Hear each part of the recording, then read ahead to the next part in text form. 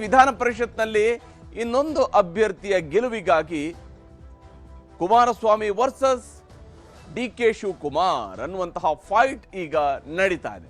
CM ಆದ ನಂತರ DK Shivakumar ಅವರಿಗೂ ಕೂಡ ಇದು ಮೊದಲ ಟಾಸ್ಕ್. ಶಿವಕುಮಾರ್ ಅವರ ಪಾಲಿಗೆ ಇದು ಮೊದಲ ಅಗ್ನಿ ಪರೀಕ್ಷೆ. ರಾಜ್ಯಸಭೆ ಮತ್ತು ಪರಿಷತ್ ಅಭ್ಯರ್ಥಿಗಳನ್ನ ಗೆಲ್ಲಿಸುವಂತಹ ಗುರಿಯನ್ನ ಈಗ ಡಿಕೆ ಶಿವಕುಮಾರ್ ಅವರು ಇಟ್ಕೊಂಡಿದ್ದಾರೆ. ರಾಜ್ಯಸಭೆಯನ್ನು ಸುಸೂತ್ರ ಆಗಿ ಹೋಗುತ್ತೆ, ಯಾಕಂದ್ರೆ ಅಲ್ಲಿ ಯಾರು ಬೇರೆನ್ಯಾರು ಅಭ್ಯರ್ಥಿಗಳಿಲ್ಲ, 4 ಮಂದಿ ಇದ್ದಾರೆ, ಹಾಗಾಗಿ ಅವಿರೋಧ ಆಯ್ಕೆ ಖಚಿತ. ಆದರೆ ಪರಿಷತ್ ವಿಚಾರದಲ್ಲಿ ಹಾಗಿಲ್ಲ, ಭಾರಿ ಪೈಪೋಟಿ ಇದೆ. ಇದು ಯಾರನ್ನು ಕೂಡ ಹೆಚ್ಚು ಕಮ್ಮಿ ಮಾಡಿಬಿಡಬಹುದು ಅನ್ನುವಂಥ ಪ್ರಶ್ನೆಯನ್ನೂ ಕೂಡ ಹುಟ್ಟು ಹಾಕಿದೆ. ಹೀಗಾಗಿ ರಾಜ್ಯಸಭೆ ಸುಸೂತ್ರವಾದರೂ ಕೂಡ ಮೇಲ್ಮನೆ ಅಂದರೆ ರಾಜ್ಯ ವಿಧಾನಮಂಡಲದ ಮೇಲ್ಮನೆಯಲ್ಲಿ ಬಹಳ ದೊಡ್ಡದಾದಂತಹ ಪೈಪೋಟಿ ನಡೀತಾ ಇದೆ. ಇವತ್ತು ಕೂಡ ನಾಮಪತ್ರ ಸಲ್ಲಿಕೆಗಳ ಸಂದರ್ಭದಲ್ಲಿ ಯಾವೆಲ್ಲ ರೀತಿಯಾದಂತಹ ಚರ್ಚೆಗಳು ನಡೀತಾ ಇದ್ದಾವೆ ಅನ್ನೋದು ನಿಮಗೆ ತೋರಿಸ್ತಾ ಹೋಗ್ತೀನಿ. ಬಹಳ ಮುಖ್ಯವಾಗಿ ರಾಜ್ಯಸಭೆ ಚುನಾವಣೆಯ ವಿಚಾರವೂ ಬಂದಿದೆ. ಇಲ್ಲಿ ರಾಜ್ಯಸಭೆ ಈಗ ಸುಸೂತ್ರ ಆಗಿದೆ. 4 ಸ್ಥಾನಗಳಿಗೆ ನಡೀತಾ ಇರುವಂತಹ ಚುನಾವಣೆ ಇದು. 4 ಮಂದಿ ಕಣದಲ್ಲಿರ್ತಕ್ಕಂತಹ ಅಭ್ಯರ್ಥಿಗಳು ರಾಜ್ಯಸಭೆಗೆ ರಾಜ್ಯ ವಿಧಾನಸಭೆಯಿಂದ 4ರನ್ನ ಆಯ್ಕೆ ಮಾಡೋದಕ್ಕೆ ಅವಕಾಶ ಇರುವಂಥದ್ದು. ಈ 4 ಕೂಡ ಈಗಾಗಲೇ ರೆಡಿ ಆಗಿದ್ದಾರೆ. 4 ಮಂದಿ ರೆಡಿ ಆಗಿದ್ದಾರೆ. ಎಐಸಿಸಿ ಅಧ್ಯಕ್ಷರಾಗಿರ್ತಕ್ಕಂತಹ ಮಲ್ಲಿಕಾರ್ಜುನ ಖರ್ಗೆ ಅವರು ಈಗಾಗಲೇ ಕಣದಲ್ಲಿರುವಂತಹ ಅಭ್ಯರ್ಥಿ. ಕಾಂಗ್ರೆಸ್ನಿಂದ 3 ಗೆಲ್ಲೋದಕ್ಕೆ ಅವಕಾಶ ಇದೆ. ಭಾರತೀಯ ಜನತಾ ಪಕ್ಷ ಒಬ್ಬರಿಗೆ ಟಿಕೆಟ್ ಅನ್ನು ಕೊಟ್ಟಿದೆ. ಹಾಗಾಗಿ 4 ಮಂದಿ ಮಾತ್ರ ಈಗಾಗಲೇ ಅಖಾಡದಲ್ಲಿ ಇದ್ದಾರೆ. 3 ಕಾಂಗ್ರೆಸ್ನಿಂದ, 1 ಮೈತ್ರಿಯಿಂದ. 5ನೇ ಅಭ್ಯರ್ಥಿ ಹಾಕೋದಕ್ಕೆ ಮೈತ್ರಿ ಪಕ್ಷಗಳು ಕೂಡ ಮುಂದಾಗಲಿಲ್ಲ. ಕಾಂಗ್ರೆಸ್ನವರು ಕೂಡ ಯೋಚನೆ ಮಾಡೋದಕ್ಕೆ ಹೋಗಲಿಲ್ಲ. ಯಾಕಂದರೆ ಕಾಂಗ್ರೆಸ್ಗೆ ಉಳಿಕೆ ಆಗುವಂಥ ಮತಗಳು ಕಡಿಮೆ ಇದ್ದಾವೆ. ಆದರೆ ಮೈತ್ರಿ ಪಕ್ಷಗಳಿಗೆ ಕೂಡ ಇನ್ನೊಬ್ಬ ಅಭ್ಯರ್ಥಿನ ಗೆಲ್ಲಿಸ್ಕೊಳ್ಳೋಕ್ಕೆ ಆಗೋದಿಲ್ಲ. ಹೀಗಾಗಿ ಅವರು ಕೂಡ ಒಂದೇ ಅಭ್ಯರ್ಥಿಯ ಕಡೆಗೆ ಅವರು ಮೊರೆ ಹೋಗಿದ್ದಾರೆ. ಕಣದಲ್ಲಿರುವಂತಹ 4 ಮಂದಿ ಕೂಡ ಅವಿರೋಧವಾಗಿ ಆಯ್ಕೆ ಆಗಬಹುದು. ಈಗಾಗಲೇ ನಾಮಪತ್ರ ಸಲ್ಲಿಕೆಯೂ ಕೂಡ ಕೊನೆಯಾಗಿದೆ. ನಾಮಪತ್ರ ಸಲ್ಲಿಕೆ ಅಂತ್ಯದ ವೇಳೆಗೆ 4 ಮಂದಿ ಮಾತ್ರ ಅಭ್ಯರ್ಥಿಗಳಿರೋದ್ರಿಂದಾಗಿ 4 ಮಂದಿಯನ್ನು ಅವಿರೋಧವಾಗಿ ಆಯ್ಕೆ ಮಾಡುವಂತಹ ಪ್ರಕ್ರಿಯೆ ನಡೆಯುತ್ತೆ. 4 ಮಂದಿಯ ನಾಮಪತ್ರಗಳ ಪರಿಶೀಲನೆಯ ನಂತರ ಅದನ್ನು ಅನೌನ್ಸ್ ಮಾಡಬಹುದು. ಕಾಂಗ್ರೆಸ್ನಿಂದ ಈಗಾಗಲೇ ಎಐಸಿಸಿ ಅಧ್ಯಕ್ಷರಾಗಿರ್ತಕ್ಕಂತಹ ಮಲ್ಲಿಕಾರ್ಜುನ ಖರ್ಗೆ ಅವರು, ರಾಜ್ಯಸಭೆಯ ಪ್ರತಿಪಕ್ಷ ನಾಯಕರು ಕೂಡ ಆಗಿರುವಂತಹ ಮಲ್ಲಿಕಾರ್ಜುನ ಖರ್ಗೆ ಅವರು ಮತ್ತೊಮ್ಮೆ ರಾಜ್ಯಸಭೆಗೆ ಪ್ರವೇಶವನ್ನು ಪಡೆಯುತ್ತಾರೆ. ಇದು 2ನೇ ಅವಧಿ. ಮಲ್ಲಿಕಾರ್ಜುನ ಖರ್ಗೆ ಅವರಿಗೆ ರಾಜ್ಯಸಭಾ ಸದಸ್ಯರಾಗಿ ಇದು 2ನೇ ಅವಧಿ. ಮನ್ಸೂರ್ ಅಲಿ ಖಾನ್ ಇವರ ತಂದೆ ಈ ಹಿಂದೆ ರಾಜ್ಯಸಭೆಯ ಮೆಂಬರ್ ಆಗಿ ಕೆಲಸ ಮಾಡಿದಂಥವ್ರು, ಸುದೀರ್ಘ ಅವಧಿಯಲ್ಲಿ ಕೆಲಸ ಮಾಡಿದಂಥವ್ರು. ಈಗ ಮನ್ಸೂರ್ ಅಲಿ ಖಾನ್ ಕಳೆದ ಬಾರಿ ಲೋಕಸಭಾ ಚುನಾವಣೆಯನ್ನು ಸೋತಿದ್ರು ಬೆಂಗಳೂರು ಸೆಂಟ್ರಲ್ ಕ್ಷೇತ್ರದಿಂದ ಅವರು ಸ್ಪರ್ಧಿಸಿದಾಗ. ಆದರೆ ಬೆಂಗಳೂರು ಸೆಂಟ್ರಲ್ ಕ್ಷೇತ್ರದ ಲೋಕಸಭಾ ಚುನಾವಣೆಯ ವಿಚಾರವೇ ಅವರಿಗೆ ರಾಷ್ಟ್ರ ಮಟ್ಟದಲ್ಲಿ ದೊಡ್ಡ ಮೈಲೇಜನ್ನು ತಂದುಕೊಡ್ತು. ವಿಶೇಷವಾಗಿ ರಾಹುಲ್ ಗಾಂಧಿಯವರು ಭಾರತೀಯ ಜನತಾ ಪಕ್ಷದ ವಿರುದ್ಧ ಮತ್ತು ಕೇಂದ್ರ ಚುನಾವಣಾ ಆಯೋಗದ ವಿರುದ್ಧ ವೋಟ್ ಚೋರಿ ಅನ್ನುವಂತಹ ಅಭಿಯಾನವನ್ನು ಮಾಡೋದಕ್ಕೆ ಹೊರಟಿರುವ ಕಾರಣ ಆಗಿದ್ದು, ಮನ್ಸೂರ್ ಅಲಿ ಖಾನ್ ಅವರು ತಮ್ಮ ಕ್ಷೇತ್ರದಲ್ಲಿ ನಡೆಸಿದಂತಹ ಒಂದಿಷ್ಟು ಸರ್ವೆಯನ್ನು ಮಾಡಿದ್ದಾರೆ, ಒಂದಿಷ್ಟು ಅಧ್ಯಯನವನ್ನು ಮಾಡಿದ್ದಾರೆ ಅನ್ನುವಂಥ ಅಂಶಗಳು, ಅದರಲ್ಲಿ ವೋಟ್ ಚೋರಿಗೆ ಪೂರಕವಾದಂತಹ ದಾಖಲೆಗಳು ಸಿಕ್ಕಿದ್ದಾವೆ ಅನ್ನುವಂಥದ್ದು ಅದು ಕಾಂಗ್ರೆಸ್ಗೆ ದೊಡ್ಡ ಅಸ್ತ್ರವಾಗಿಯೂ ಕೂಡ ಮುಂದೆ ಪರಿಣಮಿಸುತ್ತೆ. ಹೀಗಾಗಿ ಮನ್ಸೂರ್ ಅಲಿ ಖಾನ್ ಅವರನ್ನ ಈಗ ರಾಜ್ಯಸಭೆಗೆ ಆಯ್ಕೆ ಮಾಡ್ಕೊಂಡಿದೆ ಕಾಂಗ್ರೆಸ್. ವಿಶೇಷವಾಗಿ ಮುಸ್ಲಿಂ ಸಮುದಾಯದಲ್ಲಿ ಒಂದು ಅಸಮಾಧಾನ ಏನು ಎದ್ದಿತ್ತು, ವಿಶೇಷವಾಗಿ ದಾವಣಗೆರೆ ದಕ್ಷಿಣದ ಬೈ ಎಲೆಕ್ಷನ್ ಸಂದರ್ಭದಲ್ಲಿ ಅವುಗಳನ್ನು ಹೋಗಲಾಡಿಸುವ ನಿಟ್ಟಿನಲ್ಲೂ ಕೂಡ ಬೆಂಗಳೂರಿನವರಾಗಿರುವ ಮನ್ಸೂರ್ ಅಲಿ ಖಾನ್ ಅವರಿಗೆ ಅವಕಾಶವನ್ನು ಮಾಡಿಕೊಡಲಾಗಿದೆ. ಇನ್ನು ಪವನ್ ಖೇರಾ ಅವರು ಕೂಡ ಅಷ್ಟೇ ಕಾಂಗ್ರೆಸ್ನ ಹೈಕಮಾಂಡ್ ನಾಯಕ, ಎಐಸಿಸಿ ಮಟ್ಟದಲ್ಲಿ ಕೆಲಸ ಮಾಡ್ತಾ ಇರುವಂತಹ ನಾಯಕ. ನೋಡಿ, 2ರನ್ನ ಕರ್ನಾಟಕದವ್ರನ್ನ ಕೊಡ್ತಾರೆ, 1ರನ್ನ ತಮಗೆ ಬೇಕಾದವ್ರನ್ನ ಕಾಂಗ್ರೆಸ್ ಹೈಕಮಾಂಡ್ನವರು ಆಯ್ಕೆ ಮಾಡ್ತಾರೆ. ರಾಷ್ಟ್ರೀಯ ಪಕ್ಷಗಳಿಗೆ ಈ ರೀತಿಯಾಗಿ ಬೇರೆ ಬೇರೆ ರಾಜ್ಯಗಳಿಂದ ತಮಗೆ ಬೇಕಾಗಿರೋರನ್ನ ಆಯ್ಕೆ ಮಾಡ್ಕೊಳ್ಳೋದಕ್ಕೆ ಅವಕಾಶವನ್ನು ಬಳಸ್ಕೊಳ್ತಾರೆ. ಹಾಗಾಗಿ ಪವನ್ ಖೇರಾ ಅವರನ್ನು ಈ ಬಾರಿ ಮಾಡಿದೆ. ವಿಶೇಷವಾಗಿ ಕಾಂಗ್ರೆಸ್ನ ಎಐಸಿಸಿಯ ಮಾಧ್ಯಮ ಘಟಕದ ವಿಭಾಗಕ್ಕೆ ಮುಖ್ಯಸ್ಥರಾಗಿ ಕೆಲಸ ಮಾಡ್ತಾ ಇರುವಂಥವರು ಪವನ್ ಖೇರಾ. ಹಾಗೂ ಕಳೆದ ಅಸೆಂಬ್ಲಿ ಎಲೆಕ್ಷನ್ ಸಂದರ್ಭದಲ್ಲಿ ವಿಶೇಷವಾಗಿ ಅಸ್ಸಾಂನ ಮುಖ್ಯಮಂತ್ರಿ ವಿರುದ್ಧ ತೀವ್ರತರವಾದಂಥ ಆರೋಪಗಳನ್ನು ಮಾಡಿದಂಥವರು ಪವನ್ ಖೇರಾ ಅವರು ಕಡೆ ಕ್ಷಣದಲ್ಲಿ ಅವರಿಗೆ ಟಿಕೆಟನ್ನು ಕಾಂಗ್ರೆಸ್ ಹೈಕಮಾಂಡ್ ನೀಡಿದೆ. ಅಲ್ಲಿ ಶರ್ಮಿಳಾ ರೆಡ್ಡಿ ಅವರ ಹೆಸರು ಮುಂಚೂಣಿಯಲ್ಲಿ ಕೇಳಿ ಬರ್ತಾ ಇತ್ತು. ಆದರೆ ಶರ್ಮಿಳಾ ಅವರ ಬದಲಿಗೆ ಪವನ್ ಖೇರಾ ಅವರಿಗೆ ಅವಕಾಶವನ್ನು ಮಾಡಿಕೊಟ್ಟಿದೆ. ಇನ್ನು ಪ್ರೊಫೆಸರ್ ಎಂ ನಾಗರಾಜ್ ಅವರು ಬಿಜೆಪಿ ಮತ್ತೊಂದು ಬಾರಿ ಸರ್ಪ್ರೈಸ್ ಅನ್ನು ಕೊಟ್ಟಿದೆ. ಇದು ಕೇವಲ ಕರ್ನಾಟಕದ ಜನರಿಗೆ ಕೊಟ್ಟಿರುವ ಸರ್ಪ್ರೈಸ್ ಅಲ್ಲ, ಕರ್ನಾಟಕದ ಬಿಜೆಪಿ ನಾಯಕರುಗಳಿಗೆ ಕೊಟ್ಟಿರುವಂತಹ ಸರ್ಪ್ರೈಸ್. ಯಾಕಂದ್ರೆ ಕರ್ನಾಟಕದ ಬಿಜೆಪಿ ನಾಯಕರು ಕಳೆದ 5-6 ಈ ಒಂದು ಮೇಲ್ಮನೆ ಚುನಾವಣೆಗಳ ವಿಚಾರಕ್ಕೆ ಬಂದಾಗ 5-6 ಬಾರಿ ಈಗಾಗಲೇ ಕರ್ನಾಟಕದ ಬಿಜೆಪಿ ನಾಯಕರುಗಳು ತಮ್ಮ ಕೇಂದ್ರದ ನಾಯಕತ್ವ ಹೇಗೆ ಯೋಚನೆ ಮಾಡ್ತಾ ಇದೆ ಅನ್ನೋದನ್ನು ಕೂಡ ಅರ್ಥ ಮಾಡ್ಕೊಳ್ಳದ ರೀತಿಯಲ್ಲಿ ಅಭ್ಯರ್ಥಿಗಳ ಹೆಸರುಗಳನ್ನು ಕಳಿಸ್ತಾ ಇತ್ತು. ಆದರೆ ಕೇಂದ್ರ ನಾಯಕತ್ವ ಅತ್ಯಂತ ಸ್ಪಷ್ಟವಾಗಿ ನಾವು ಸ್ಪಷ್ಟ ಹಿನ್ನೆಲೆಯ ಮತ್ತು ವಿಶೇಷವಾಗಿ ಪಕ್ಷದ ಸಿದ್ಧಾಂತಕ್ಕೆ ಬದ್ಧರಾಗಿರುವ ಮತ್ತು ಯಾರಿಗೆ ವಿಧಾನಸಭೆ ಚುನಾವಣೆ ಲೋಕಸಭೆ ಚುನಾವಣೆಗಳಲ್ಲಿ ಅವಕಾಶವನ್ನು ಮಾಡಿಕೊಡೋದಕ್ಕೆ ಸಾಧ್ಯ ಆಗದಿಲ್ವೋ ಅಂಥವ್ರುಗಳನ್ನು ನಾವು ಮೇಲ್ಮನೆಗೆ ಆಯ್ಕೆ ಮಾಡ್ಕೊಳ್ತೀವಿ, ಆದರೆ ಒಂದಿಷ್ಟು ತಜ್ಞರುಗಳನ್ನು ಆಯ್ಕೆ ಮಾಡ್ಕೊಳ್ತೀವಿ ಅನ್ನುವಂತಹ ನಿಟ್ಟಿನಲ್ಲಿ ಪ್ರೊಫೆಸರ್ ಎಂ ನಾಗರಾಜ್ ಅವರ ಹೆಸರನ್ನ ಸೂಚನೆ ಮಾಡೋದ್ರ ಮೂಲಕವಾಗಿ ನಿಜಕ್ಕೂ ಕೂಡ ರಾಜ್ಯ ಬಿಜೆಪಿ ನಾಯಕರು ಇಲ್ಲ ಡಿ.ವಿ. ಸದಾನಂದ ಗೌಡರ ಹೆಸರನ್ನು ಕಳಿಸಿದ್ರು, ಅವ್ರಿಗೆ ಆಗುತ್ತೆ ಅನ್ನುವಂತಹ ನಿಟ್ಟಿನಲ್ಲಿನೇ ಮಾತುಕತೆಗಳಾಗ್ತಾ ಇದ್ವು. ಡಿ.ವಿ. ಸದಾನಂದ ಗೌಡರಿಗೆ ಕಳೆದ ಬಾರಿ ಲೋಕಸಭಾ ಟಿಕೆಟೇ ಕೊಡದ ಇದ್ದಂತಹ ಬಿಜೆಪಿ ನಾಯಕತ್ವ ಅದಕ್ಕೆ ಅವರಿಗೆ ರಾಜ್ಯಸಭೆಗೆ ಮತ್ತೊಮ್ಮೆ ಕಳಿಸುವಂತಹ ಯೋಚನೆ ಮಾಡುತ್ತೆ ಅನ್ನೋದನ್ನಾದರೂ ಕರ್ನಾಟಕದ ಬಿಜೆಪಿ ನಾಯಕರು ವಿವೇಚನೆಯನ್ನು ಬಳಸಬಹುದಾಗಿತ್ತು. ಆದರೆ ಅದರ ಬದಲಿಗೆ ಇಲ್ಲ ಹಿರಿಯರಿಗೆ ಅವಕಾಶ ಕೊಡೋಣ ಅಂತ ಹೇಳ್ಕೊಂಡು ಅವರ ಹೆಸರನ್ನು ಕಳಿಸಿದ್ರು. ಆದರೆ ಅದು ವರ್ಕ್ ಆಗಿಲ್ಲ. ಪ್ರೊಫೆಸರ್ ಎಂ ನಾಗರಾಜ್ ಅವರನ್ನ ಆಯ್ಕೆ ಮಾಡೋದ್ರ ಮೂಲಕ ಭಾರತೀಯ ಜನತಾ ಪಕ್ಷ ತಾನು ಕಾರ್ಯಕರ್ತರಿಗೆ ಕೊಡುವಂತಹ ಪ್ರಾಮುಖ್ಯತೆ ಎಂಥದ್ದು ಅನ್ನೋದನ್ನ ಇಲ್ಲಿ ತೋರಿಸ್ಕೊಟ್ಟಿದೆ. ಪ್ರೊಫೆಸರ್ ಎಂ ನಾಗರಾಜ್ ಅವರಿಗೆ ಅವಕಾಶವನ್ನು ಮಾಡಿಕೊಟ್ಟಿರುವಂಥದ್ದು ಬಿಜೆಪಿಯ ಸ್ವಂತ ಬಲದಲ್ಲಿನೇ ಅವರನ್ನ ರಾಜ್ಯಸಭೆಗೆ ಆಯ್ಕೆ ಮಾಡ್ಕೊಳ್ಳೋದಕ್ಕೆ ಬಿಜೆಪಿಗೆ ಸಾಧ್ಯ ಆಗುತ್ತೆ. ಆದರೆ ದೇವೇಗೌಡರಿಗೆ ರಾಜ್ಯಸಭೆಯ ಸ್ಥಾನ ಸಿಕ್ಕಿಲ್ಲ. ಕಾಂಗ್ರೆಸ್ನವರು ಪಾಪ ಬಹಳ ಬೇಜಾರದಿಂದ ಮಾತಾಡ್ತಾ ಇದ್ದಾರೆ. ಇದು ದೇವೇಗೌಡರಿಗೆ ಮಾಡಿರುವ ಅವಮಾನ, ಇದು ಕರ್ನಾಟಕದ ಜನರಿಗೆ ಮಾಡಿರುವ ಅವಮಾನ, ಇದು ಒಕ್ಕಲಿಗ ಸಮುದಾಯಕ್ಕೆ ಮಾಡಿರುವ ಅವಮಾನ, ಈ ರೀತಿಯಾಗೆಲ್ಲ ಬಿಂಬಿಸಲಾಗುತ್ತೆ. ರಾಜಕೀಯ ಅಂತ ಹೇಳಿದ ಮೇಲೆ ಇದ್ದೇ ಇರುವಂಥದ್ದು. ಮೈತ್ರಿ ಅಭ್ಯರ್ಥಿಯಾಗಿ ಎಚ್.ಡಿ. ದೇವೇಗೌಡರನ್ನ ಕಣಕ್ಕಿಳಿಸುವಂತಹ ನಿರೀಕ್ಷೆ ಹುಸಿಯಾಗಿದೆ. ಅಫ್ಕೋರ್ಸ್ ದೇವೇಗೌಡರು ಕೇಳಿರಲಿಲ್ಲ, JDSನವರು ಕೇಳಿರಲಿಲ್ಲ. ಇರುವಂಥದ್ದೇ 18 ಜನ ಶಾಸಕರು ಇರುವಾಗ ಕೇಳೋದು ಹೇಗೆ, ಯಾವ ರೀತಿಯಲ್ಲಿ ಕೇಳೋದಕ್ಕೆ ಸಾಧ್ಯ ಆಗುತ್ತೆ? ನಮಗೊಂದು ಅವಕಾಶ ಮಾಡಿಕೊಡಿ, ನಮಗೊಂದು ರಾಜ್ಯಸಭೆ ಸ್ಥಾನವನ್ನು ಕೊಡಿಸಿ ಅಂತ ಕೇಳೋದಕ್ಕಾಗುತ್ತಾ? ಹಾಗೆಂತೇಳಿ ಎಲ್ಲರೂ ಶಾಸಕ ಬಲ ಇದ್ದಂಥವ್ರನ್ನ ಮಾತ್ರ ಕಳಿಸ್ತಾರೆ ಅಂತೇಳಿ ಅಲ್ಲ. ಬಿಜೆಪಿ ಈಗಾಗಲೇ ಕೇಂದ್ರದಲ್ಲಿ ಸಚಿವರಾಗಿರುವಂಥವರೊಬ್ಬರನ್ನ ಇನ್ನೊಂದು ಪಕ್ಷದ ನಾಯಕರನ್ನ ರಾಜ್ಯಸಭೆ ಮೂಲಕವಾಗಿ ಆಯ್ಕೆ ಮಾಡ್ತಾ ಇರುವಂಥದ್ದನ್ನು ನೋಡಿಕೊಂಡು JDSನವರು ನಿರೀಕ್ಷೆ ಇಟ್ಕೊಂಡಿರಬಹುದು, ದೇವೇಗೌಡರಿಗೆ ಒಂದು ಅವಕಾಶ ಸಿಗಬಹುದು ಅಂತ ಹೇಳಿ. ಆದರೆ ದೇವೇಗೌಡರ ಜೊತೆಗೆ ಡಿ.ವಿ. ಸದಾನಂದ ಗೌಡ ಹಾಗೂ ಸುಮಲತಾ ಅವರ ಹೆಸರು ಕೂಡ ಕೇಳಿ ಬಂದಿತ್ತು. ಕರ್ನಾಟಕದಿಂದ ಮೈತ್ರಿ ಪಕ್ಷಗಳಿಂದ ಇವರು ಅಭ್ಯರ್ಥಿ ಆಗಬಹುದು, ಡಿ.ವಿ. ಸದಾನಂದ ಗೌಡರು ಆಗ್ಬೋದು, ಸುಮಲತಾ ಅಂಬರೀಷ್ ಅವರು ಆಗಬಹುದು ಅನ್ನುವಂಥ ನಿರೀಕ್ಷೆಗಳಿದ್ವು. ಆದರೆ ಕೊನೆ ಗಳಿಗೆಯಲ್ಲಿ ಬದಲಾದಂತಹ ಬಿಜೆಪಿಯ ಹೈಕಮಾಂಡ್ ನಿರ್ಧಾರ ಅಥವಾ ಬಿಜೆಪಿ ಹೈಕಮಾಂಡ್ ಅತ್ಯಂತ ಸ್ಪಷ್ಟವಾಗಿ ಹುಡುಕ್ತಾ ಇದ್ದಂಥದ್ದು ಒಬ್ಬ ಸಾಮಾನ್ಯ ಕಾರ್ಯಕರ್ತ ಅಥವಾ ಯಾವುದಾದ್ರೂ ಒಂದು ಕ್ಷೇತ್ರದಲ್ಲಿ ಕೆಲಸ ಮಾಡಿರ್ತಕ್ಕಂತಹ ನಾಯಕ, ಅಂಥವ್ರುಗಳು ಬೇಕು, ಅಂಥವ್ರಿಗೆ ಅವಕಾಶವನ್ನು ಮಾಡಿಕೊಡೋದ್ರ ಮೂಲಕವಾಗಿ ಪಕ್ಷದ ಕಡೆಗೆ ಯಾರು ಒಲವನ್ನು ಹೊಂದಿರ್ತಾರೆ, ಪಾಸಿಟಿವ್ ಆಗಿರ್ತಕ್ಕಂತಹ ಒಪಿನಿಯನ್ ಅನ್ನು ಹೊಂದಿರ್ತಾರೆ, ಪಕ್ಷದ ಸಿದ್ಧಾಂತದ ಕಡೆಗೆ ಆಕರ್ಷಿತರಾಗಿರ್ತಾರೆ, ಪಕ್ಷದ ಸಿದ್ಧಾಂತವನ್ನು ಬಹಳ ನಿರಂತರವಾಗಿ ಮಾತನಾಡ್ತಾ ಇರ್ತಾರೆ, ಅಂಥವ್ರುಗಳಿಗೆ ಅವಕಾಶ ಮಾಡಿಕೊಡ್ಬೇಕು ಅನ್ನುವಂತಹ ನಿಟ್ಟಿನಲ್ಲಿ. ಯಾಕಂದರೆ ಇದು ನೇರ ಚುನಾವಣೆಗೆ ಸದಾನಂದ ಗೌಡರಿಗಾಗಲಿ ಸುಮಲತಾ ಅವ್ರಿಗಾಗಲಿ ನೇರ ಚುನಾವಣೆಯಲ್ಲಿ ಗೆಲ್ಲುವಂಥ ಅವಕಾಶಗಳಿರುವಂತಹ ನಾಯಕರುಗಳೇ ಆಗಿರೋದ್ರಿಂದಾಗಿ ಹುಬ್ಬಳ್ಳಿಯ ಶಿಕ್ಷಣ ತಜ್ಞ RSS ಮೂಲದ ಪ್ರೊಫೆಸರ್ ಎಂ ನಾಗರಾಜ್ ಅವರನ್ನು ಕಣಕ್ಕಿಳಿಸೋದ್ರ ಮೂಲಕವಾಗಿ ಬಿಜೆಪಿ ಹೈಕಮಾಂಡ್ ನಾವು ವಿಭಿನ್ನ ರೀತಿಯಲ್ಲಿ ಯೋಚನೆ ಮಾಡ್ತೀವಿ ಅನ್ನುವಂಥ ಸಂದೇಶವನ್ನು ಮತ್ತೊಮ್ಮೆ ಕರ್ನಾಟಕದ ಬಿಜೆಪಿ ನಾಯಕರುಗಳಿಗೆ ಅವರು ಹೇಳಿದ್ದಾರೆ. ಯಾಕಂದರೆ ಯಾಕಿದ್ರೆ ಮತ್ತೊಮ್ಮೆ ಅಂತ ಹೇಳ್ತಿರೋದು ಅಂತ ಹೇಳಿದ್ರೆ, ಹಿಂದೆ ನೋಡಿ ಯಾವ ಸ್ವರೂಪದಲ್ಲಿ ಈರಣ್ಣ ಕಡಾಡಿಯವರನ್ನ, ಗಸ್ತಿಯವರನ್ನ, ಇವರನ್ನೆಲ್ಲರನ್ನೂ ಕೂಡ ಆಯ್ಕೆ ಮಾಡಿದಂತಹ ಸಂದರ್ಭದಲ್ಲಿ ಬಿಜೆಪಿ ಹೇಗೆ ಯೋಚನೆ ಮಾಡಿತ್ತು ಅನ್ನೋದನ್ನು ಗಮನಿಸಬೇಕು. ಇದು ಸಡನ್ ಆಗಿ ಏನೋ ಪ್ರೊಫೆಸರ್ ಎಂ ನಾಗರಾಜ್ ಅವರನ್ನ ಈಗ ಕಳಿಸ್ತಾ ಇದ್ದಾರೆ ಅಂತ ಹೇಳಿ ಅಲ್ಲ. ಈ ರೀತಿಯಾದಂತಹ ಪ್ರಕ್ರಿಯೆಯನ್ನು ಆಲ್ರೆಡಿ ಬಿಜೆಪಿ ಶುರು ಮಾಡಿದೆ. ಅದರ ಮುಂದುವರೆದ ಭಾಗವಾಗಿ ಈಗ ನಾಗರಾಜ್ ಅವರು ಕೂಡ ಮೇಲ್ಮನೆಗೆ ಹೋಗ್ತಾ ಇದ್ದಾರೆ. ಸಂಸತ್ತಿನಲ್ಲಿ ಅಂತಿಮ ಹಂತದಲ್ಲಿ ಪ್ರೊಫೆಸರ್ ಎಂ ನಾಗರಾಜ್ ಅವರ ಹೆಸರನ್ನು ಘೋಷಣೆ ಮಾಡಲಾಗಿದೆ. ಯಾವುದೇ ಲಾಬಿಗೆ ಮಣೆ ಹಾಕಿಲ್ಲ ಬಿಜೆಪಿಯ ಹೈಕಮಾಂಡ್, ಅಥವಾ ಇವರ ಹಿರಿತನಕ್ಕಾಗಿ ಗೌರವ ಕೊಡಬೇಕು, ಅದಕ್ಕಾಗಿ ಒಂದು ರಾಜ್ಯಸಭೆಯನ್ನು ಕೊಡಬೇಕು ಅನ್ನುವ ರೀತಿಯಲ್ಲಿ ಯೋಚನೆ ಮಾಡಲಿಲ್ಲ ಅವರು. ಬದಲಿಗೆ ನಮ್ಮ ಆಯ್ಕೆ ಸ್ಪಷ್ಟ ಅನ್ನುವ ಸಂದೇಶವನ್ನು ಬಿಜೆಪಿ ಹೈಕಮಾಂಡ್ ಕೊಟ್ಟಿದೆ. ಒಕ್ಕಲಿಗ ಸಮಾಜದ ಕಡೆಗಣನೆ ಮಾಡಲಾಗಿದೆ ಅಂತೇಳಿ ಕಾಂಗ್ರೆಸ್ನವರು ಟೀಕೆ ಮಾಡ್ತಾ ಇದ್ದಾರೆ. ಯಾಕಂದ್ರೆ ಅವ್ರಿಗಿರುವಂತಹ ಅವಕಾಶ ಅದನ್ನು ಬಳಸ್ಕೊಳ್ತಾ ಇದ್ದಾರೆ, ಆ ಮೂಲಕವಾಗಿ ಟೀಕಿಸ್ತಾ ಇದ್ದಾರೆ.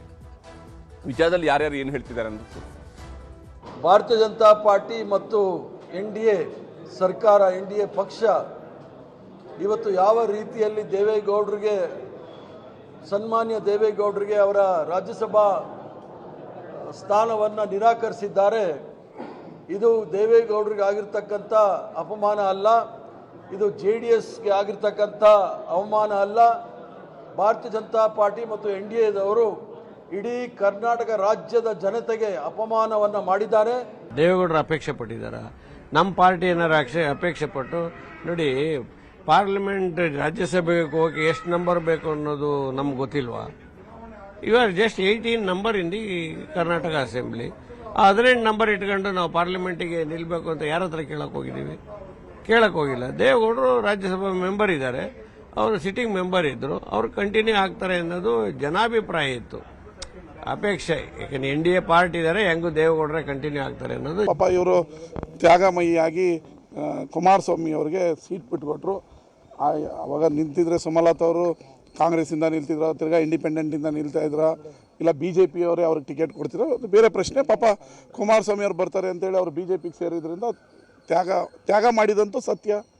ತ್ಯಾಗ ಮಾಡಿದ್ಮೇಲೆ ಮೋದಿ ಅಮಿತ್ ಶಾ ಅವರೇ ಮಾತಾಡಿದ್ಮೇಲೆ ಅಂಬರೀಷ್ ಅಣ್ಣನ ಕುಟುಂಬಕ್ಕೆ ರಾಜ್ಯಸಭೆ ಟಿಕೆಟ್ ಕೊಡದೆ, ಈ ಕಡೆ ದೇವೇಗೌಡರು ಕೊಡದೆ ಒಕ್ಕಲಿಗರಿಗೆ ಅನ್ಯಾಯ ಮಾಡಿರೋದಂತೂ ಸತ್ಯ BJP.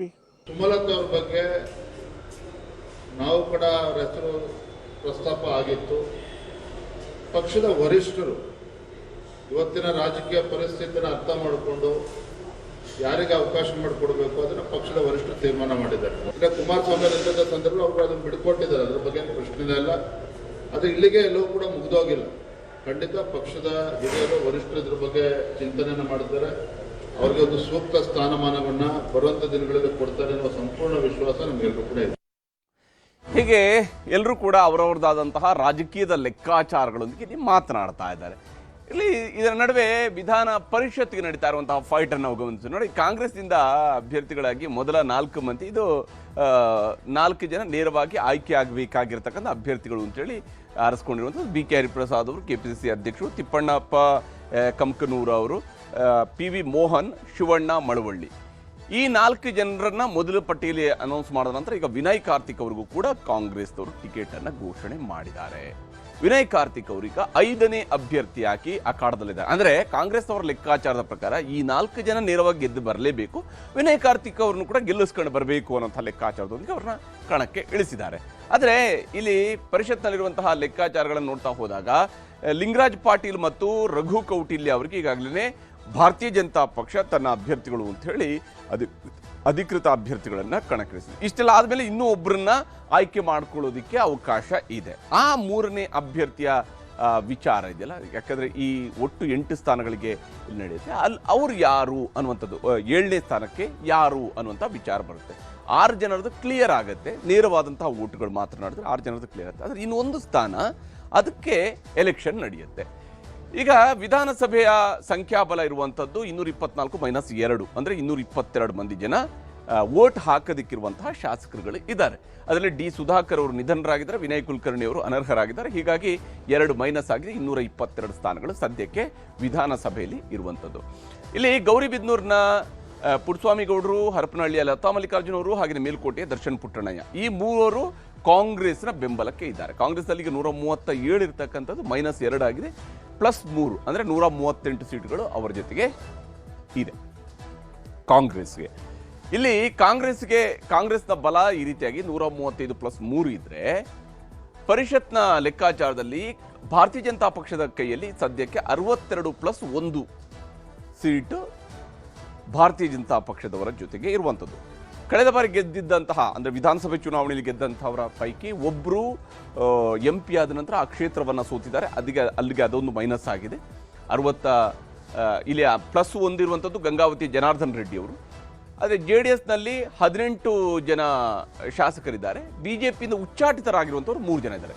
ಇವ್ರದ್ದು ಆ್ಯಕ್ಚುಲಿ BJPಯದ್ದು 66 ನಂಬರ್ ಇರಬೇಕಾಗಿತ್ತು, ಆದರೆ 3 ಉಚ್ಚಾಟಿತರಾಗಿರೋದ್ರಿಂದಾಗಿ ಸದ್ಯಕ್ಕೆ BJP ಬಳಿಯಲ್ಲಿರುವಂಥದ್ದು 63 ಜನ ಶಾಸಕರು, JDSನಲ್ಲಿ 18 ಜನ ಶಾಸಕರಿದ್ದಾರೆ.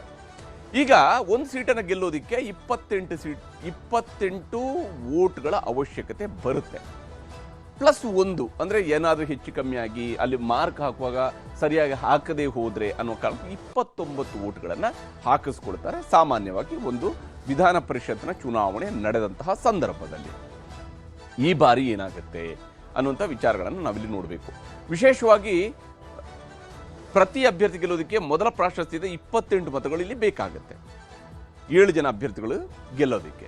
ಕಾಂಗ್ರೆಸ್ 5 ಜನ ಗೆಲ್ಲಿಸೋದಕ್ಕೆ ಒಟ್ಟು 140 ಮತಗಳ ಅವಶ್ಯಕತೆ ಇದೆ. ಅವರಿಗೆ 140 ಮತಗಳ ಅವಶ್ಯಕತೆ, 5ಕ್ಕೆ 5 ಗೆಲ್ಲಿಸಬೇಕು ಅಂತೇಳಿ. ಆದರೆ ಕಾಂಗ್ರೆಸ್ ಬಳಿಯಲ್ಲಿ 135 ಜೊತೆಗೆ 2 ಪಕ್ಷೇತರರು ಹಾಗೂ ಒಬ್ಬರು ಸರ್ವೋದಯ ಪಕ್ಷದ ಶಾಸಕರು ಇದ್ದಾರೆ, ಅವರ ಬೆಂಬಲ ಇದೆ. ಅಂದರೆ 29 ಅಥವಾ 30 ರೀತಿಯಲ್ಲಿ ಅವರು ಅಲಾಟ್ ಮಾಡಿದರೆ 120, 4 ಜನಕ್ಕೆ 120 ಸೀಟ್ಗಳಾಗ್ತದೆ. ಇನ್ನು 18 ಹೆಚ್ಚುವರಿಯಾಗಿ ಉಳ್ಕೊಳ್ಳುತ್ತೆ. 18 ಅಥವಾ ಅದನ್ನು 22 ಅಂತೇಳಿ ಕೌಂಟ್ ಮಾಡ್ಬೋದು. ಇನ್ನು ST ಸೋಮಶೇಖರ್ ಹಾಗೂ ಶಿವರಾಮ್ ಹೆಬ್ಬಾರ್ ಇವರು ಕಾಂಗ್ರೆಸ್ಗೆ ಮತ ಹಾಕುವಂಥ ಸಾಧ್ಯತೆ ಇದೆ. ಬಿಜೆಪಿಯವರು ಉಚ್ಚಾಟನೆ ಮಾಡಿಬಿಟ್ಟಿದ್ದಾರೆ. 2 ಎಕ್ಸ್ಟ್ರಾ ಸೀಟ್ ಇವರಿಗೆ ಬಂತ ಅಲ್ಲಿಗೆ, ಅದು ಒಂದು ಅನುಕೂಲ ಈಗ ವಿಶೇಷವಾಗಿ ಕಾಂಗ್ರೆಸ್ಗೆ ಇರುವಂಥದ್ದು. ಆದರೆ JDS ಅಸಮಾಧಾನಿತರ ಮತವನ್ನು ಸೆಳೆಯುವಂತಹ ಸಾಧ್ಯತೆಯೂ ಕೂಡ ಇಲ್ಲಿ ಇದೆ. ಏನಾದರೂ JDS ಇಂದ 1 ಅಥವಾ 2 ಕ್ರಾಸ್ ವೋಟ್ ಆದರೂ ಕೂಡ ಸಾಕಾಗುತ್ತೆ ಅವರಿಗೆ. ಬಿಜೆಪಿ ಇಬ್ಬರು ಅಭ್ಯರ್ಥಿಗಳಿಗೆ ತಲಾ 29 ಮೊದಲ ಪ್ರಾಶಸ್ತ್ಯದ ಮತಗಳನ್ನು ಹಾಕಿಸುವಂತಹ ನಿರ್ಧಾರವನ್ನ ಮಾಡಿಕೊಂಡಿದ್ದಾರೆ. ತಲಾ 29 ಮೊದಲ ಪ್ರಾಶಸ್ತ್ಯದ ಮತಗಳನ್ನು ಹಾಕಿಸ್ಕೊಳ್ತಾರೆ ಅವರು. ಅದಾದ ಮೇಲೆ ಹೆಚ್ಚುವರಿಯಾಗಿ 4 ಮತ ಮಾತ್ರ ಉಳಿಯುತ್ತೆ. 18 + 4 22 ವೋಟ್ ಆಗುತ್ತೆ. JDSನ 18 ಮತಗಳ ಜೊತೆಗೆ ಬಿಜೆಪಿಯಿಂದ ಹೆಚ್ಚುವರಿ 4 ಮತಗಳು ಸೇರ್ಕೊಂಡ್ರೆ ಒಟ್ಟು 22 ವೋಟ್ ಆಗುತ್ತೆ. ಇವರ ಜೊತೆಗೆ ಅವರಿಗೆ ಪ್ರತಿ ಅಭ್ಯರ್ಥಿಯನ್ನು ಗೆಲ್ಲೋದಕ್ಕೆ ಮೊದಲ ಪ್ರಾಶಸ್ತ್ಯದ 28 ಮತಗಳು ಬೇಕು. ಆದರೆ ಯಾವಾಗ 28 ಇಲ್ಲ ಅಂತೇಳಿ ಆಗುತ್ತಲ್ಲ, ಆವಾಗ ಇರೋದ್ರಲ್ಲಿ ಯಾರಿಗೆ ಹೈಯೆಸ್ಟ್ ಅಂತೇಳಿ ಬರುತ್ತೆ. 24 ಯಾರಿಗೆ, 20 ಯಾರಿಗೆ ಅನ್ನೋಂಥದ್ದು ಬರುತ್ತೆ. ಕಾಂಗ್ರೆಸ್ನಿಂದ 5ನೇ ಅಭ್ಯರ್ಥಿ ಕಣಕ್ಕಿಳಿದ ಮೇಲೆ JDSನಿಂದಲೂ ಕೂಡ ಅಭ್ಯರ್ಥಿಯನ್ನು ಹಾಕಲಾಗಿದೆ. ಗೋವಿಂದರಾಜ್ ಅವರಿಗೆ ಟಿಕೆಟ್ ಅನ್ನ JDSನವರು ಮೈತ್ರಿ ಕಡೆಯಿಂದ ಘೋಷಣೆ ಮಾಡಿದ್ದಾರೆ. DKಶಿ ಅತ್ಯಾಪ್ತನಿಗೆ ಟಕ್ಕರ್ ಕೊಡೋದಕ್ಕೆ NDA ಅಭ್ಯರ್ಥಿಯಾಗಿ ಈಗ ಗೋವಿಂದರಾಜ್ ಅವರು ಕಣಕ್ಕಿಳಿದಿದ್ದಾರೆ. ಆದರೆ ಅವರ ಜೊತೆಗೆ ಇರುವಂಥದ್ದು ಅಧಿಕೃತವಾಗಿರುವಂಥದ್ದು 22 ವೋಟ್ಗಳು ಮಾತ್ರ. 5ನೇ ಅಭ್ಯರ್ಥಿಗೆ 4 ಮತಗಳ ಕೊರತೆಯನ್ನು ಈಗ ಎದುರಿಸ್ತಾ ಇರುವಂಥದ್ದು. ಈ ಕಾರಣಕ್ಕೆ ಕುದುರೆ ವ್ಯಾಪಾರದ ಭೀತಿಯೂ ಕೂಡ ಶುರುವಾಗಿದೆ. ವಿಶೇಷವಾಗಿ 3 ಪಕ್ಷಗಳಲ್ಲೂ ಕೂಡ ಶಾಸಕರನ್ನು ಹಿಡಿದಿಟ್ಟುಕೊಳ್ಳುವಂತಹ ರಣತಂತ್ರಗಳು ಈಗ ರೂಪುಗೊಳ್ತಾ ಇದ್ದಾವೆ. ಹೇಗೆ ನಮ್ಮ ಶಾಸಕಗಳನ್ನು ಹಿಡಿದಿಟ್ಕೊಳ್ಬೇಕು ಅಂತ. ಶಾಸಕರ ರೆಸಾರ್ಟ್ ವಾಸ್ತವ್ಯಕ್ಕೆ 3 ಪಕ್ಷಗಳು ಕೂಡ ನಿರ್ಧಾರವನ್ನು ಕೈಗೊಂಡಿದ್ದಾವೆ. ಹಾಗಾಗಿ ಎಲ್ಲೂ ಓಟು ಈ ಕಡೆ ಆ ಕಡೆ ಕುದುರೆಗಳು ನಿಗಿಬಾರದು ಅಂತೇಳಿ ನೋಡ್ತಿದ್ದಾರೆ. DK ಶಿವಕುಮಾರ್, ಕುಮಾರಸ್ವಾಮಿ ಮಧ್ಯೆ 5ನೇ ಅಭ್ಯರ್ಥಿಯನ್ನು ಗೆಲ್ಲಿಸುವಂತಹ ಫೈಟ್ ಈಗ ಜಿದ್ದಾಜಿದ್ದಿ ಈಗ ಶುರುವಾಗಿದೆ. ಬಹಳ ಇಂಟ್ರೆಸ್ಟಿಂಗ್ ಆಗಿರ್ತಕ್ಕಂತಹ ಫೈಟ್ ಈಗ ನಡೀತಾ ಇದೆ. ಪರಸ್ಪರ ಇಬ್ಬರು ಶಾಸಕರನ್ನು ಸೆಳೆಯೋದಕ್ಕೆ DKಶಿ ಕುಮಾರಸ್ವಾಮಿಗೆ ಪ್ರತಿಷ್ಠೆ ಈಗ ಎದುರಾಗಿದೆ. ಒಂದು ಅಂಶವನ್ನು ನಾವು ಗಮನಿಸಬೇಕು. ಈ ರೀತಿಯಾದಂಥ ಎಕ್ಸ್ಟ್ರಾ ಕ್ಯಾಂಡಿಡೇಟ್ ಹಾಕಿದಾಗ ಹಿಂದೆ ಕಾಂಗ್ರೆಸ್ನಲ್ಲಿ ಇಕ್ಬಾಲ್ ಅಹಮದ್ ಸರಡಗಿ ಅವರನ್ನ ಎಲೆಕ್ಷನ್ ನಿಲ್ಲಿಸಿದಾಗ ಅಧಿಕೃತ ಅಭ್ಯರ್ಥಿನೇ ಸೋತಿದ್ರು. ಇವತ್ತು ಮಂತ್ರಿ ಆಗಿದ್ದಾರಲ್ಲ ಭೈರತಿ ಸುರೇಶ್, ಅವತ್ತು ಅವರು ಗೆಲುವನ್ನು ದಾಖಲಿಸ್ಕೊಳ್ತಾರೆ, ಇಂಡಿಪೆಂಡೆಂಟ್ ಆಗಿ ಗೆಲುವನ್ನು ದಾಖಲಿಸ್ಕೊಳ್ತಾರೆ. ಅವತ್ತು KN ರಾಜಣ್ಣ, ಜಮೀರ್ ಅಹಮದ್ ಸಂಪರ್ಕಿಸಿದ್ದಾರೆ ಈಗಾಗಲೇ ಕುಮಾರಸ್ವಾಮಿ ಅಂತ ಹೇಳ್ತಾ ಇದ್ದಾರೆ. ಆದರೆ ಎಷ್ಟರ ಮಟ್ಟಿಗೆ ಅವರು ಇವರಿಗೆ ರೆಸ್ಪಾನ್ಸ್ ಮಾಡ್ತಾರೆ ಅನ್ನುವಂಥದ್ದು ಪ್ರಶ್ನೆ ಇದ್ದೇ ಇದೆ. ಅವರೆಲ್ಲರೂ ಕೂಡ ಕಾಂಗ್ರೆಸ್ನ ನಾಯಕರುಗಳಾಗಿರೋದ್ರಿಂದಕ್ಕೆ ಅವರೇನು ಇವರಿಗೆ ರೆಸ್ಪಾನ್ಸ್ ಮಾಡುವಂಥ ಸಾಧ್ಯತೆ ಎಷ್ಟು ಮಟ್ಟಿಗೆ ಇದೆ ಅನ್ನೋಂಥ ಪ್ರಶ್ನೆ ಇದ್ದೇ ಇದೆ. ಆದರೆ ಅಂಥದ್ದೊಂದು ಪ್ರಯತ್ನ ನಡೀತಾ ಇದೆ ಅಂತ ಇದು ರಾಜಕೀಯ ಪಡಸಾಲೆಯಲ್ಲಿ ಕೇಳಿ ಬರ್ತಾ ಇರುವಂತಹ ಮಾತು. ಈ ವಿಚಾರದಲ್ಲಿ CM ಏನು ಹೇಳಿದ್ದಾರೆ ಅನ್ನೋದನ್ನು ತೋರಿಸ್ತಾರೆ.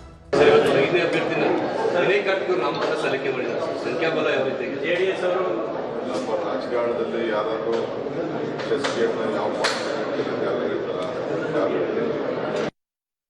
ಹೈಕಮಾಂಡ್ ಅವರು ನನಗೆ ಆಯ್ಕೆ ಮಾಡಿದ್ದಾರೆ, ನನಗೆ ವಿಶ್ವಾಸ ಇದೆ ನಾನು ಗೆಲ್ತೀನಿ ಅಂತ. ನೋಡೋಣ, ಅದೇನೋ ನಾವು ಲೆಕ್ಕಾಚಾರ ಹಾಕಿದ್ದೀವಿ, ನೋಡೋಣ ಏನಾಗುತ್ತೆ. ಬಟ್ ನಾನು ಗೆಲ್ತೀನಿ. ಕಾನ್ಫಿಡೆನ್ಸ್, ನಮಗೆ ನಂಬಿಕೆ, ಆ ನಂಬಿಕೆನೇ ದೇವರಲ್ವೇ. ಆ ದೇವ್ರು ನಮ್ಮ ಪರವಾಗಿದ್ದಾನೆ, ನಂಬಿಕೆ ನಮ್ಮ ಪರವಾಗಿದೆ. ನಾವೇ ಸಂಪಾದನೆ ಮಾಡಿರುವಂಥ ಒಂದು ವಿಶ್ವಾಸ, ಸ್ನೇಹ, ಒಳ್ಳೆ ಸಂಬಂಧಗಳು ನಮಗೇನು ಕೊರತೆ ಇರುವಂಥ ಮತಗಳು ನಮಗೆ ಕೊಡುತ್ತೆ ಅನ್ನೋ ವಿಶ್ವಾಸ ನಮಗಿದೆ. 2 ಮತಗಳು ಆತ್ಮಸಾಕ್ಷಿ ಮತ ಅಂತ ನಾವು ಕೇಳ್ತೇವೆ, ನಮಗೆ ಆ ಮತ ಬೀಳುತ್ತೆ ಅನ್ನೋ ನಂಬಿಕೆ ನಮಗಿದೆ. ಹೀಗೆ ಸದ್ಯಕ್ಕೆ ಮೇಲ್ಮನೆಯ ಗುದ್ದಾಟ ಬಹಳ ಜೋರಾಗಿ ಸಾಗ್ತಾ ಇದೆ. ನಡೀತಾ ಇರುವಂಥದ್ದು ರಾಜ್ಯ ಸರ್ಕಾರದಲ್ಲಿ ನಡೀತಾ ಇರುವಂತಹ ಬೆಳವಣಿಗೆಗಳು. ಮುಖ್ಯಮಂತ್ರಿ ಸ್ಥಾನ 3 ಸಲ ಮಿಸ್ ಆಗಿದೆ. ಒಲ್ಲದ ಮನಸ್ಸಿನಿಂದಲೇ ರೆಡ್ಡಿ ಈಗ ಸಭೆಯನ್ನು ನಡೆಸ್ತಾ ಇದ್ದಾರೆ. ಕೃಷ್ಣ ಬೈರೇಗೌಡರಿಗೂ ಕೂಡ ಮುನಿಸಿದೆ ಅನ್ನುವಂತಹ ಮಾಹಿತಿ ಲಭ್ಯವಾಗ್ತಾ ಇದೆ. ಇದುವೇ ಚಿತ್ರರಂಗದ 2ನೇ ಸ್ಟೋರಿ, ಬೇಸರದಲ್ಲಿ ಮಂತ್ರಿಗಳು.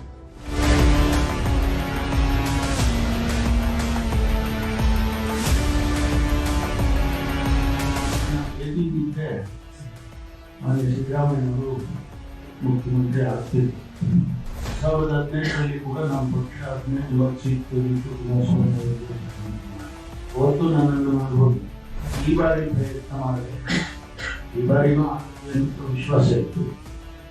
ಅದರಲ್ಲಿ ಯಾವುದೋ ಕಾರಣ ಪೊಲಿಟಿಕ್ಸ್ ಒಂದು ಸರ್ಕಾರ ಬಂದಾಗ ಮಂತ್ರಿಗಳು ಖುಷಿಯಾಗಿರಬೇಕು. ಅದರಲ್ಲೂ ಕಾಂಗ್ರೆಸ್ನಲ್ಲಂತೂ ಮಂತ್ರಿಗಳಾಗೋದಕ್ಕೆ ಡಜನ್ ಗಟ್ಟಲೆ ಶಾಸಕರು ಕ್ಯೂನಲ್ಲಿ ನಿಂತ್ಕೊಂಡಿದ್ದಾರೆ, ಪೈಪೋಟಿಯಲ್ಲಿದ್ದಾರೆ. 20 ಸೀಟ್ಗಳಿಗೆ 50ಕ್ಕೂ ಹೆಚ್ಚು ಶಾಸಕರು ಉತ್ಸಾಹದಿಂದ ಕಾಯ್ತಾ ಇದ್ದಾರೆ. ಆದರೆ ಮೊದಲ ಪಟ್ಟಿಯಲ್ಲಿ ಮಂತ್ರಿಗಳಾದವರು ಮಾತ್ರ ಬೇಸರದಲ್ಲಿದ್ದಾರೆ. ಸಿಎಂ ಡಿ ಕೆ ಶಿವಕುಮಾರ್ಗೆ ಇನ್ನೂ ಕೂಡ ಸಚಿವರ ತಾಪತ್ರಯ ನಿಂತಿಲ್ಲ. ಯಾಕಂದ್ರೆ ನಾನೇ ಸಿಎಂ ಆಗಬೇಕಾಗಿತ್ತು, 3 ಬಾರಿ ಮಿಸ್ ಆಯಿತು ಅಂತ ಹೇಳಿ ಈಗ ಪರಮೇಶ್ವರ್ ಹೇಳ್ತಾರೆ. ಉಪಮುಖ್ಯಮಂತ್ರಿಗಳು ಹೇಳ್ತಾ ಇದ್ದಾರೆ ನಾನು ಮುಖ್ಯಮಂತ್ರಿ ಆಗಬೇಕಾಗಿತ್ತು ಅಂತ ಹೇಳ್ತಿದ್ದಾರೆ. ಒಲ್ಲದ ಮನಸ್ಸಿನಿಲ್ಲದೆ ಜಲಸಂಪನ್ಮೂಲ ಇಲಾಖೆಯ ಸಭೆಯಲ್ಲಿ ರಾಮಲಿಂಗಾರೆಡ್ಡಿ ಅವರು ಭಾಗಿಯಾಗಿದ್ದಾರೆ, ಮಾಹಿತಿಯನ್ನು ಪಡ್ಕೊಳ್ತಾ ಇದ್ದಾರೆ. ಅಲ್ಲಿ ವಿಶೇಷವಾಗಿ ಇವತ್ತು ಪರಮೇಶ್ವರ್ ಅವರು ಹೇಳಿರ್ತಕ್ಕಂಥ ಮಾತುಗಳನ್ನು ನಾವು ಗಮನಿಸಬೇಕು. ಅವರು ಹೇಳ್ತಾ ಇದ್ದಾರೆ, ಪರಮೇಶ್ವರ್ ಅವರು ನನಗೆ ಮುಖ್ಯಮಂತ್ರಿ ಆಗುವಂಥ ಅವಕಾಶ ಇತ್ತು, ಡಿ ಕೆ ಶಿವಕುಮಾರ್ ಸಂಪುಟದ ಸಚಿವರದ್ದು ಒಬ್ಬೊಬ್ಬರದ್ದು ಒಂದೊಂದು ರೀತಿಯಂತಹ ನೋವು, ಪಾಪ ಪ್ರತಿಯೊಬ್ಬರು ತಮ್ಮ ಮನಸ್ಸಲ್ಲಿರುವಂಥ ನೋವನ್ನು ಹೊರಗಡೆ ಹೇಳ್ತಿದ್ದಾರೆ. 3 ಬಾರಿ ಸಿಎಂ ಸ್ಥಾನ ಕೈ ತಪ್ಪಿದ್ದಕ್ಕಾಗಿ DCM ಪರಮೇಶ್ವರ್ ಅವರು ಭಾವುಕರಾಗಿ ಮಾತನಾಡಿದ್ದಾರೆ. 40 ವರ್ಷಗಳ ರಾಜಕಾರಣ ಮಾಡಿದರೂ ಕೂಡ ನನಗೆ ಸಿಎಂ ಸ್ಥಾನ ಸಿಗಲೇ ಇಲ್ಲ ಅನ್ನುವಂಥದ್ದು ಅವರ ನೋವಿಗೆ ಮೂಲ ಕಾರಣ. ಹಾಗಾಗಿ ಅವರು ನೋವನ್ನು ವ್ಯಕ್ತಪಡಿಸಿದ್ದಾರೆ. 2013ರಲ್ಲಿ ಗೆದ್ದಿದ್ರೆ ಆಗಲೇ ನಾನು ಸಿಎಂ ಆಗಿರ್ತಾ ಇದೆ ಅಂತ ಹೇಳಿ ಪರಮೇಶ್ವರ್ ಅವರು ಬೇಸರವನ್ನು ಹೊರಹಾಕಿದ್ದಾರೆ. ಅಷ್ಟೇ ಅಲ್ಲದೆ 2013ರಲ್ಲಿ ಸಿದ್ದರಾಮಯ್ಯ, 2018ರಲ್ಲಿ ಕುಮಾರಸ್ವಾಮಿ ಅವರಿಗೆ ಅವಕಾಶಗಳು ಹೋಯಿತು. ಹೀಗಾಗಿ ನನಗೆ ಆವಾಗಲೂ ಮುಖ್ಯಮಂತ್ರಿ ಆಗೋಕ್ಕಾಗಿಲ್ಲ, ಈಗಲಾದರೂ ಮಧ್ಯದಲ್ಲಿ ಆಗ್ತೀನಿ ಅಂತ ಅಂದ್ಕೊಂಡಿದ್ದೆ. ನೋಡಿದರೆ ಡಿ ಕೆ ಶಿವಕುಮಾರ್ ಆಗಿದ್ದಾರೆ. ಆಯಾ ಕಾಲದ ರಾಜಕೀಯದಿಂದಾಗಿ ಸಿಎಂ ಆಗೋದಕ್ಕೆ ಅವಕಾಶ ಸಿಗಲಿಲ್ಲ ಅಂತ ಹೇಳಿ ಅಸಮಾಧಾನವನ್ನ, ಬೇಸರವನ್ನ ಹೊರಹಾಕಿದ್ದಾರೆ. ಪಕ್ಷವನ್ನೇ ತೊರೆಯುವಂತಹ ನಿರ್ಧಾರವನ್ನು ಕೂಡ ಡಾಕ್ಟರ್ ಜಿ ಪರಮೇಶ್ವರ್ ಅವರು ಮಾಡಿದ್ರಾ ಅನ್ನುವ ಅನುಮಾನ ಅವರದೇ ಮಾತಿನಿಂದ ವ್ಯಕ್ತವಾಗಿದೆ. ಯಾಕಂದರೆ ನನ್ನ ಪಕ್ಷದ ಎಲ್ಲ ಕೆಲಸಗಳಿಂದ ಮುಕ್ತಿ ಮಾಡಿಬಿಡ್ಬಿಡಿ ಅಂತ ಕೇಳಿಕೊಂಡಿದ್ರಂತೆ ಡಾಕ್ಟರ್ ಜಿ ಪರಮೇಶ್ವರ್. ಪರಮೇಶ್ವರ್ ಅವರ ಮಾತನ್ನು ನಿಮಗೆ ತೋರಿಸ್ತೀನಿ. 2018ರಲ್ಲಿ ಉಪಮುಖ್ಯಮಂತ್ರಿ ಆಗಬೇಕು ಅಂತ ತೀರ್ಮಾನ ಮಾಡಿದ್ರು. ಅದು ಆ ಸಂದರ್ಭದಲ್ಲಿ ಕೂಡ 2013ರಲ್ಲಿ ನಾನು ಎಲೆಕ್ಷನ್ಸ್ ಹೋದೆ. ಬಹುಶಃ ನಾನು ಗೆದ್ದಿದ್ದಿದ್ರೆ ಮಾನ್ಯ ಸಿದ್ದರಾಮಯ್ಯನವರು ಮುಖ್ಯಮಂತ್ರಿ ಆಗ್ತಿರ್ಲಿಲ್ಲ. ಆದರೆ ನಮ್ಮ ಅದೃಷ್ಟನೋ ಮನೆಯವರನೋ ಏನಾಯ್ತು ಗೊತ್ತಿಲ್ಲ. ಆಗ ನಾನು ಸೋತದ್ದು ಕಾರಣಕ್ಕಾಗಿ ಅವರಾದರು. 2018ರಲ್ಲಿ ಕೂಡ ನಮ್ಮ ಪಕ್ಷ 80 ಸೀಟ್ ಗೆದ್ದಿತ್ತು. ಕೋalition ಮಾಡಿದಾಗ ಬೇರೆ ಪಕ್ಷದ ಜೊತೆ ನಾವು ಸೇರ್ಕೊಂಡು ಅವ್ರು ಬರೀ 30 ಸೀಟ್ ಏನೋ ಇತ್ತು. ಆದರೂ ಕಾರಣಾಂತರದಿಂದ ಅವಾಗ ಕುಮಾರಸ್ವಾಮಿ ಅವರಿಗೆ ಮುಖ್ಯಮಂತ್ರಿ ಮಾಡಿದ್ರು. ಅವತ್ತು ನನ್ನನ್ನು ಮಾಡ್ಬೋದು, ಆದರೆ ಯಾವುದೋ ಕಾರಣಕ್ಕಾಗಿ ಅವ್ರು ಮಾಡಿದ್ರು. 2ನೇ ಸರಿನೂ ಮಿಸ್ ಆಯಿತು. ಅದು ಈ ಬಾರಿ ಪ್ರಯತ್ನ ಮಾಡಿದೆ, ಈ ಬಾರಿನೂ ಆಗುತ್ತೆ ಅಂತ ವಿಶ್ವಾಸ ಇತ್ತು. ಕಡೆಗೆ ಯಾವುದೋ ಕಾರಣಕ್ಕೆ ಪೊಲಿಟಿಕ್ಸ್ ಗೊತ್ತಲ್ಲ, ಪೊಲಿಟಿಕ್ಸು ಬೇರೆ ಥರ ಅಲ್ಲ, ಅದು ತೀರ್ಮಾನಗಳು ಹೇಗೋ. ಸೊ ಹಾಗಾಗಿ ಉಪಮುಖ್ಯಮಂತ್ರಿ ಸ್ಥಾನವನ್ನು ಕೊಟ್ಟಿದ್ದಾರೆ. ಒಂದು ಹಂತದಲ್ಲಿ ನನ್ನ ಹೈಕಮಾಂಡ್ ಅವ್ರಿಗೆ ಹೇಳಿದೆ, ನನಗೆ ಸಾಕು ಮಾಡ್ಬಿಡಿ, ಕೊಡೋಕ್ಕಾಗೋದಿಲ್ಲ ಅಂತ ಹೇಳಿದ್ರೆ ನನಗೆ ಬಹಳ ದೊಡ್ಡ ಕೆಲಸ ಇದ್ದಾವೆ, ನಾನು ವಾಪಸ್ ಹೋಗ್ತೀನಿ ಅಂತ ಹೇಳಿ ಕೂಡ ಅವ್ರಿಗೆ ಹೇಳಿದ್ದೆ. ಹೀಗೆ ಒಂದು ಕಡೆ ಪರಮೇಶ್ವರ್ ಅವರಿಗೆ ಬೇಸರ ಇದೆ, ಮತ್ತೊಂದು ಕಡೆಯಲ್ಲಿ ಕೃಷ್ಣ ಬೈರೇಗೌಡರಿಗೂ ಕೂಡ ಬೇಸರ ಇದೆ. ಯಾಕೆಂದರೆ ಬೆಂಗಳೂರು ನಗರ ಅಭಿವೃದ್ಧಿ ಖಾತೆಯ ಬಗ್ಗೆ ಕೃಷ್ಣ ಬೈರೇಗೌಡರು ಬೇಸರ ಹೊಂದಿದ್ದಾರೆ. ಅವ್ರು ಈಗಾಗಲೇ ನನಗೆ ಅರ್ಧ ಖಾತೆ ಬೇಡ, ಕೊಡೋದಿದ್ರೆ ಪೂರ್ತಿಯಾಗಿ ಬೆಂಗಳೂರು ನಗರ ಅಭಿವೃದ್ಧಿಯನ್ನು ಕೊಡಿ, ಅರ್ಧ ಕೊಟ್ಟರೆ ಆಗೋದಿಲ್ಲ. ಕೊಟ್ಟ ಖಾತೆಯಲ್ಲಿ BMRDA ಮತ್ತು BDA ಇಲ್ಲ. ನೋಡಿ, BMRDA ಮತ್ತು BDA ಇಲ್ದಿದ್ರೆ ಬೆಂಗಳೂರು ನಗರ ಅಭಿವೃದ್ಧಿ ಹೇಗಾಗುತ್ತೆ ಅನ್ನೋದು ಮೂಲ ಪ್ರಶ್ನೆ. ಈ ಮೂಲ ಪ್ರಶ್ನೆಯನ್ನ ಸಹಜವಾಗಿ ಕೃಷ್ಣ ಬೈರೇಗೌಡರು ಕೂಡ ಕೇಳ್ತಾರೆ. ಯಾಕಂದ್ರೆ BDA ಇಲ್ಲ, BMRDA ಇಲ್ಲ, ಆದರೆ ಅವರು ಬೆಂಗಳೂರು ನಗರ ಅಭಿವೃದ್ಧಿ ಸಚಿವರು. BDAನೇ ಇಲ್ಲದೆ ಬೆಂಗಳೂರು ನಗರಾಭಿವೃದ್ಧಿ ಹೇಗೆ ಮಾಡೋದಕ್ಕೆ ಸಾಧ್ಯ ಆಗುತ್ತೆ? BMRDA ಇಲ್ಲದೆ ಬೆಂಗಳೂರು ನಗರಾಭಿವೃದ್ಧಿ ಹೇಗೆ ಆಗೋದಕ್ಕೆ ಸಾಧ್ಯ ಆಗುತ್ತೆ? ಇವು ಇಲ್ಲದೆ ಬೆಂಗಳೂರು ನಗರಾಭಿವೃದ್ಧಿ ಹೇಗೆ ಅನ್ನುವಂತಹ ಮೂಲ ಪ್ರಶ್ನೆಯನ್ನು, ಅಂದರೆ ಕಸ ಎತ್ತೋದಿಕ್ಕೆ, ಗುಂಡಿ ಮುಚ್ಚೋದಿಕ್ಕೆ, ರೋಡು, ಕಸ, ಮೋರಿ ಇವಿಷ್ಟೇ ನೋಡ್ಕೊಳ್ಳೋದಕ್ಕೆ ಒಬ್ಬ ಮಂತ್ರಿ ಅಂತ ಇಷ್ಟಕ್ಕೆ ಮಾತ್ರ ಸೀಮಿತ ಆಗ್ತಾರೆ ಅವರು. ಬೆಂಗಳೂರಿನಲ್ಲಿ ಕೆಲಸ ಮಾಡೋದಿಕ್ಕೆ ಆಗೋದಿಲ್ಲ ಅಂತೇಳಿ ಕೃಷ್ಣ ಬೈರೇಗೌಡರು ಬೇಸರವನ್ನ ಹೊರ ಹಾಕ್ತಾ ಇದ್ದಾರೆ. BMRDA, BDA, BMRCLಗಳನ್ನ ಸೇರಿಸಬೇಕು ಅಂತೇಳಿ ಕೃಷ್ಣ ಬೈರೇಗೌಡರು ಕೇಳ್ತಾ ಇದ್ದಾರೆ. ಅದು ಕೊಡ್ತಾರಾ? ಅದು ಅವ್ರಿಗೆ ಸಿಗುತ್ತಾ? ಎಲ್ಲವನ್ನೂ ಸೇರಿಸಿಕೊಡಿ, ಇಲ್ಲದೆ ಹೋದರೆ ನನ್ನ ಹಳೆ ಖಾತೆಯನ್ನು ಕೊಡಿ ನನಗೆ, ನಾನು ರೆವೆನ್ಯೂ ಅಲ್ಲಿ ಬಹಳಷ್ಟು ಕೆಲಸ ಮಾಡಿದ್ದೀನಿ, ಅದನ್ನಾದ್ರೂ ಮಾಡ್ಕೊಂಡು ಹೋಗ್ತೀನಿ. ನೀವು ಬೆಂಗಳೂರು ಅಭಿವೃದ್ಧಿ ಅಂತೇಳಿ ಕೊಟ್ಟಿದ್ದೀರಿ, ಬೆಂಗಳೂರು ಅಭಿವೃದ್ಧಿಗೆ ಬೇಕಾಗಿರೋ ಮೂಲ ಸ್ವತ್ತುಗಳನ್ನೇ ಕೊಡದೆ ಹೇಗೆ ಸಾಧ್ಯ? ಹೈಕಮಾಂಡ್ಗೆ ಸಚಿವ ಕೃಷ್ಣ ಬೈರೇಗೌಡರು ಈ ಸಂದರ್ಭದಲ್ಲಿ ಮನವಿಯನ್ನು ಮಾಡ್ಕೊಂಡಿದ್ದಾರಂತೆ. ಆದರೆ ಅವರು ಬಹಿರಂಗವಾಗಿ ಯಾವುದನ್ನು ಕೂಡ ಮಾತಾಡ್ಕೊಳ್ತಾ ಇಲ್ಲ.